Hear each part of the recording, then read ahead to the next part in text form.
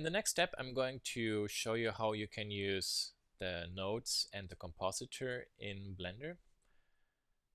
You're familiar with nodes for materials, and inside the node editor, down here there are three icons. That's the nodes for materials, nodes for textures, and nodes for the render layers or the compositor. You can turn use nodes and Backrop on. Then you will see those two icons. One will say render layer, one will say composite.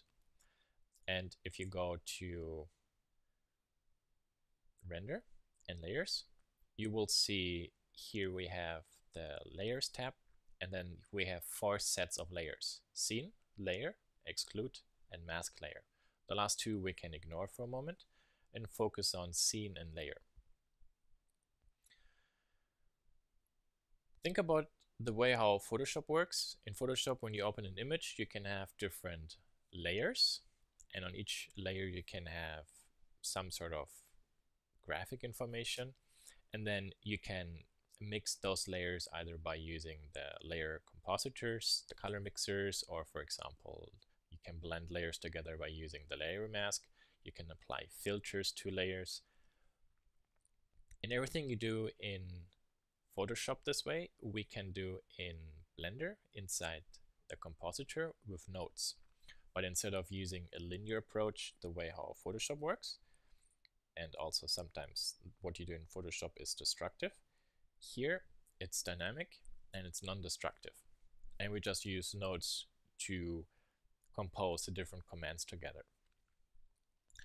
So render layer, for example, here is nothing else than a layer of an image, like in Photoshop.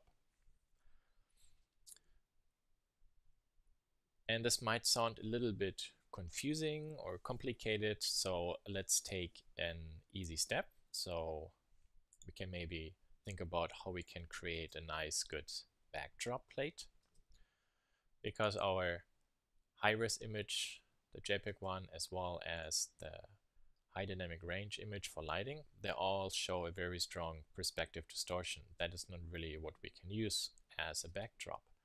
I would like something like this to be used as my backdrop. So for example, in here, we can call this, let's say, backplate pass. And then I say everything from layer 3 that's visible, and layer 3 for a layer here. So you can see those layers here, they are your scene layers, and that is the render layer. So everything that's visible on scene 3, I would like to also render on this render layer. For example, down here, I can select backplate,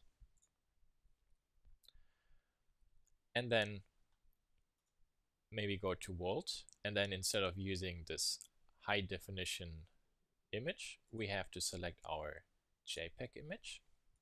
Click open. I have set this one to 1, and then here you can click on this render button, and let's see what happens. And then it renders this image for us. Now I forgot to mention one very important thing. If you do those backplates, it's very important that you try to take a look at the pixel dimension of the input image. So this one is 8000 by 4000. So in here, I need something that is this, or that is similar, so it has the same proportion. And I'm going to set this to 50, so I'm speed up the rendering a little bit. So this way, for example, the canvas of my rendering has the same proportion as the input image, so I don't get any distortions or croppings. In here, I can press Shift A and maybe select this output viewer. And the view node, for example, shows you everything here as the backdrop.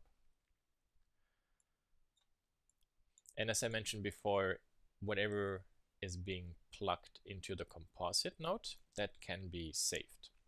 And you actually maybe notice already that this backdrop plate compared to our input image is not distorted. So we can save this image actually now.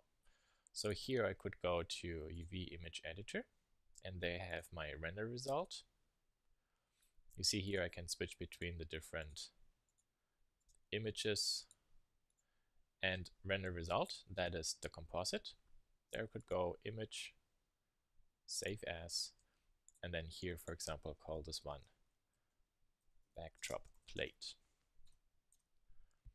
Okay, so that is okay. However, I don't want to re-render this image all the time, and I need to exchange this JPEG image out of my world setting. So with Shift A, input image.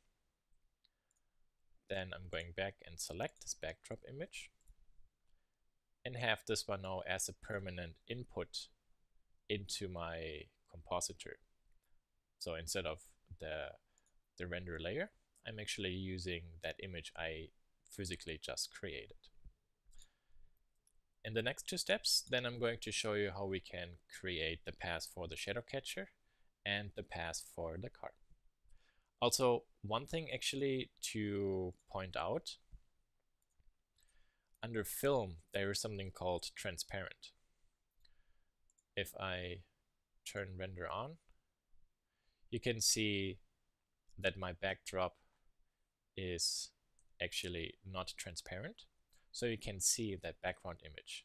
If I turn transparent on, which means wherever I do not have geometry, my background will be transparent, so you will not see this image. So if I have this turned on and click render, I will end up with a transparent empty image.